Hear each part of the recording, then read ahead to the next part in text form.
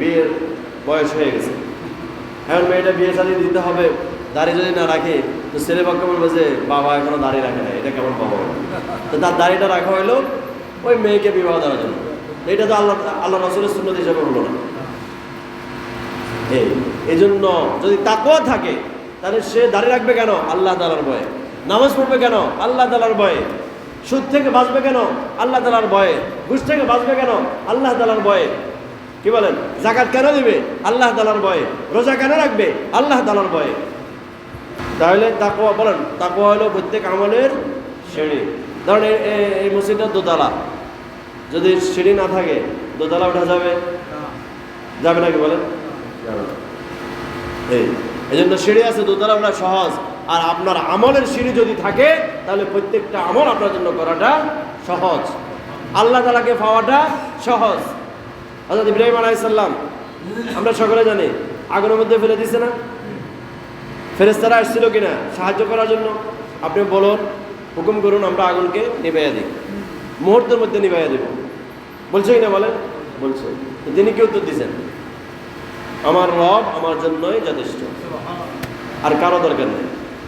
যে আল্লাহ তাআলা আমাকে সৃষ্টি করেছেন, যে আল্লাহ তাআলার হাতে আমার হায়াত, আমার মওত, আমার ইজ্জত, আমার সম্মান, ওই আল্লাহ তাআলা তো আমাকে দেখতেছে, আমার এই অবস্থা তিনি অবলোকন করতেছেন। এর থেকে সাহায্য নেওয়ার কোনো দরকার আমার নাই। তো যখন দেখেন তিনি তাকওয়া অর্জন করছেন, আর আল্লাহ তাআলা জাহিরের খেলাফ জায়গার ভিতরে আল্লাহ তাআলা তাকে হেফাজত করছেন। আচ্ছা বলেন তো দেখি, এখানে যদি আগুন জ্বলে, আগুনের ভিতরে যদি আমরা সকলে হাত দিই, কার হাতটা নিরাপদ থাকবে বলেন? থাকবে নাকি বলেন? আমার কথা বোঝেন না? এখানে যদি আগুন জ্বলে, সকলে যদি হাত দিয়ে এই আগুনের মধ্যে, কারো হাত নিরাপদ থাকবে কিনা? অনেক দিন পর্যন্ত আগুন জ্বালাইয়া এত গরম, এত তেজওয়ালা আগুন বানাইলেন, ওই আগুনের ভিতরে ফেলতে পারতেছে না, ফাঁসে দাঁড়াতে পারতেছে না, এত তেজ। ইব্রাহিম আলাইহিস সালামকে ফেললেন, আর ওই আগুন ইব্রাহিম আলাইহিস সালামের বলে জাররা পরিমাণ কোনো ক্ষতি করতে পারে না, একটা ফসলও পোড়াইতে পারে না, একটা ফসল। বরং আগুন তাকে সাহায্য করেছে। কি সাহায্য বলেন? বলে আগুন তাকে সাহায্য করেছে কি, যে তাকে আগুনের মধ্যে ফেলার জন্য রশি দিয়ে বাঁধছে না, পুরো শরীরকে ফেঁসাইছে না রশি দিয়ে। যখন আগুনের ভিতর ফেলে দিছে তখন আগুন ওই রশিটা পুড়ে ফেলছে, কিন্তু ইব্রাহিম আলাইহিস সালাম একটা ফসলও পুড়ে না। তাহলে আগুন তাকে ক্ষতি করছে না উপকার করছে? আগুন কি আমাদের শত্রু না বন্ধু? কি বলেন? আগুন আমাদের শত্রু না? এখানে বিষয় হলো আগুন আমাদের শত্রুও নয়, বন্ধুও নয়। আগুন চলে আল্লাহ তাআলার হুকুমে। বলেন, আগুন চলে কার হুকুমে? আগুন চলে আল্লাহ তাআলার হুকুমে। আগুনের শক্তি হলো আল্লাহ তাআলার কাছে, আগুনের ক্ষমতা হলো আল্লাহ তাআলার কাছে। আগুন তখনই পুড়াইতে পারে যখন আল্লাহ তাআলা হুকুম করেন। ছুরি তখনই কাটতে পারে যখন আল্লাহ তাআলা হুকুম করেন। বলেন, ইসমাঈল আলাইহিস সালামকে ছুরি কাটতে পারছে? হযরত ইব্রাহিম আলাইহিস সালাম ওনার নবুয়তি শক্তি দ্বারা, বলা হয় একজন নবীর শরীরের মধ্যে 40 জন পুরুষের শক্তি থাকে। 40 জন পুরুষের শক্তি দিয়া ছুরি চালাইছেন ইসমাঈল আলাইহিস সালামকে জবাই করার জন্য, এবং আল্লাহ তাআলা হুকুমকে অতি তাড়াতাড়ি বলে পালন করার জন্য খুব স্পিডে ছুরি চালাইছেন। বলেন, ওই ছুরি কি ইসমাঈল আলাইহিস সালামকে কাটছে? বলে এই ছুরি চলে আল্লাহ তাআলার হুকুমে।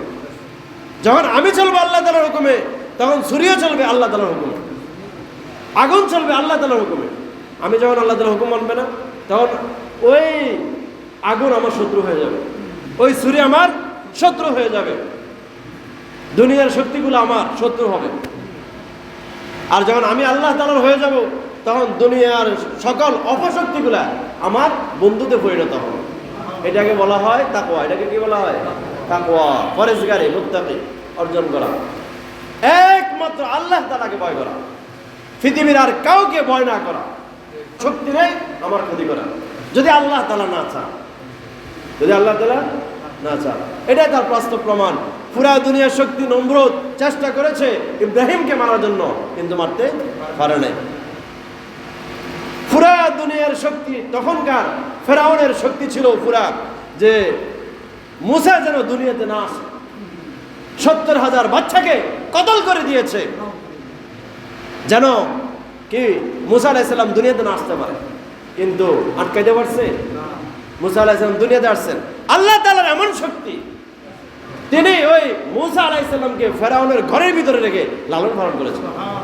তিনি দেখিয়ে দিয়েছেন যদিও সে তোমার শত্রু, তুমি আমার বন্ধু হওয়ার কারণে তো আমি তোমার শত্রুর ভিতরে রাখি তোমাকে লালন পালন করব। এটা হলো তাকওয়াবান ফরেজগার মুত্তাকিন ঘটনা। যারা আল্লাহ তাআলার হুকুমকে মানে আল্লাহ ওয়ালা হয়ে যায়, তা আল্লাহ তাআলা জাহিরের খেলাফ জিনিস যারা আল্লাহ তাআলা তাকে হেফাজত করেন। জাহিরের হাজারো ঘটনা এই ধরনের আছে, হাজারো ঘটনা আছে। এই জন্য আশুরার দিন আল্লাহ তাআলা নবীদেরকে সাহায্য করেছেন, মুক্তি দিয়েছেন, আগুন থেকে মুক্তি দিয়েছেন, ফেরাউনের লস্কর থেকে মুক্তি দিয়েছেন। কি নিয়ে এসেছিল? প্রথমে বলছিলাম কালিমা নিয়ে এসেছেন। কি নিয়ে আসছেন? আর এই কালিমার দাওয়াত দিতে গিয়া তারা এরকম ভাবে ফেরাউনের লস্করের সম্মুখীন হয়েছেন। আগুনের মধ্যে যাইতে হয়েছে কালিমার দাওয়াত দেওয়ার কারণে, আসনা মূর্তিগুলোকে অস্বীকার করার কারণে। বলছে যে তোমরা যেগুলোর আবাদত করো এগুলোর কোনো ক্ষমতা নেই, 360টি মূর্তির আবাদত করো এগুলোর কোনো ক্ষমতা নেই, রিজিক দিতে পারো না, হায়াত দিতে পারো না, মত দিতে পারো না। তারা কথাই তো বলতে পারো না, তারা কি করতে পারে না? কথাই বলতে পারো না। তারা দেখে না, তারা শুনে না। মূর্তিগুলা কি দেখে? দেখে না। আল্লাহ তাআলা এই মাছের একটা উদাহরণ দিয়ে কোরআনের ভিতরে বলছে, ইয়া আইয়ুহান নাসু দুরিবা মাসালুন ফাসতামিউ লাহু। হে লোক সকল, মনোযোগ দিয়া কথাগুলো শ্রবণ করো। ইন্নাল্লাযীনা তাদউনা মিন দুনিল্লাহি লা ইয়াখলুকু যুবাবান ওয়া লাউ ইজতামাউ লাহু ওয়া ইন ইয়াসলুবুহুমুয যুবাবু শাইআন লা ইয়াস্তানকিদুহু মিন দাওফাত তালিবু ওয়াল মাতলুব। আল্লাহ তাআলা বলেন, হে লোক সকল, মনোযোগ দিয়ে কথাগুলো শ্রবণ করো। একটা মিসাল দিতেছি আমি, একটা উদাহরণ দিতেছি আমি, ওই উদাহরণটা ভালোভাবে বুঝিয়ে নাও। আল্লাহ তাআলাকে বাদ দিয়া তোমরা যারা অন্যান্য খোদার ইবাদত করো, সূর্যের ইবাদত করো, আগুনের ইবাদত করো, গাছপাতা লতার ইবাদত করো, মূর্তি পূজা করো, তো ওই সকল খোদাগুলোকে একত্রিত করো। সব খোদাকে কি করো? একত্রিত করো। আর ওই খোদাগুলাকে বলো একটা মাছি বানাই দেওয়ার জন্য। খোদাগুলাকে বলো একটা মাছি বানাই দেওয়ার জন্য। মাছি চিনেন নাকি? মাছি বানাইতে পারবে সকল খোদা মিলে? আল্লাহ তাআলা বলতেছে তারা তো মাছি বানাইতে পারবে না। আমি যে মাছি বানাইছি ওই মাছি যদি তাদের শরীর থেকে কোনো মিষ্টি দ্রব্য নিয়েও যায়, বলে তারা তা দৌড়াইবার কোনো শক্তি ক্ষমতা নাই। দাওফাত তালিব ওয়াল মাতলুব। যার ইবাদত করা হয় সেও দুর্বল, যারা ইবাদত করে তারাও দুর্বল। যার ইবাদত করা হয় সেও দুর্বল, আর যারা করে তারাও দুর্বল। দাওফাত তালিব ওয়াল মাতলুব, কোনো ক্ষমতা নেই। এজন্য রিজিক কার হাতে বলেন? ইবাদত কার করব? আল্লাহ তাআলা। এখন ব্যবসার ইবাদত করিয়েন না, ব্যবসার পূজা করিয়েন না। আজকে দোকান খুলে মতন টাকা আছে না, প্রথম যাত্রা কাস্টমার বলে, যাত্রা কাস্টমার টাকা পাইলে টাকা হলে তাহলে কি করলো? সে টাকার পূজা করলো। কিসের পূজা? এটা কেন কোফারা লাগাইলো? প্রথম টাকাটা এজন্যই লাগাইছে যে প্রথমটা যদি কোপালের সাথে লাগায়, এটা যদি শ্রদ্ধা করে, তাহলে আজকের দিনের ব্যবসা আমার ভালো হইব। আজকের দিনের ব্যবসা কি হইব? ভালো হইব। প্রথম কাস্টমারকে বাকি দেয় না, কি দেয় না?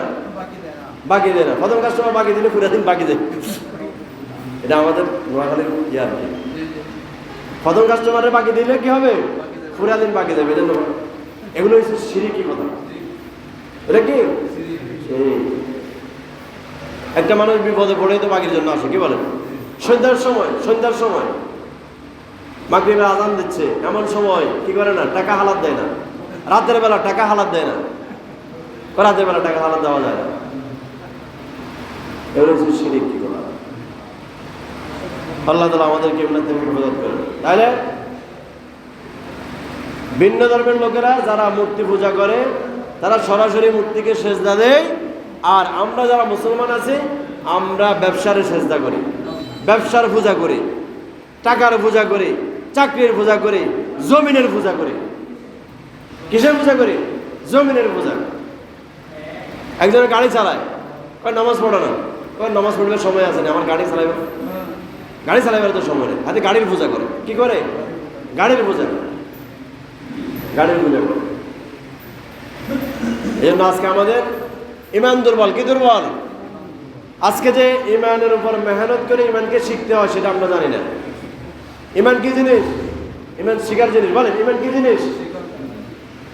ইমান মুক্ত পাওয়ার জিনিস নয়, ইমান বাপদাদা সূত্রে পাওয়ার জিনিস না। ইমান হলো মেহনত করে ইমানকে শিখে ইমানের উপর চলতে হয়। জন্য ইমান শিখার জিনিস। যখন আপনি ইমান শিখার জন্য যাবেন তখন বুঝতে পারবেন, হায় রে, আমি আমার এই 60 বছর ধোঁকার ভিতরে ছিলাম, আমার এই 70 বছর আমি ধোঁকার ভিতরে ছিলাম, আমি ভুলের ভিতরে ছিলাম, আমি শিরকের ভিতরে ছিলাম। এই যে মানুষ বলে না, চাকরি না করলে আল্লাহ কি মুখে খাওয়াইয়া দিবে, বলে এটা শিরিক। চাকরি না করলে আল্লাহ তাআলা কি মুখে বাদ ঢুকাইয়া দিবে, এই কথাটা শিরিক।